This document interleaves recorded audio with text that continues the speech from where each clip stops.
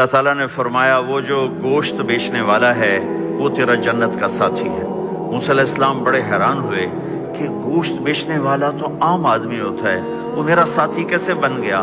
تو اس کو دیکھنے کے لیے بازار گئے تو ایک آدمی عام سا بیٹھا ہوا ہے، اپنا گوشت کاٹ رہا ہے، بیچ رہا ہے، دے رہا ہے۔ موسیٰ علیہ السلام اس کو دیکھتے رہے۔ جب وہ فارغ ہو گیا تو اس نے گوشت کا ٹکڑا تھیلے میں ڈالا، کندھے پہ لٹکا کے چل پڑا۔ موسیٰ علیہ السلام بھی ساتھ ہو گئے۔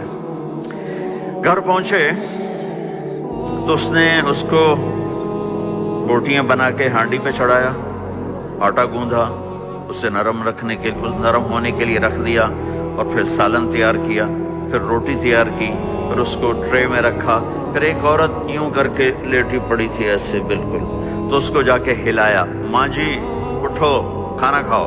تو اس کو ایک ہاتھ کا سہارا دیا، دوسرے ہاتھ سے اس کو ایسے روٹی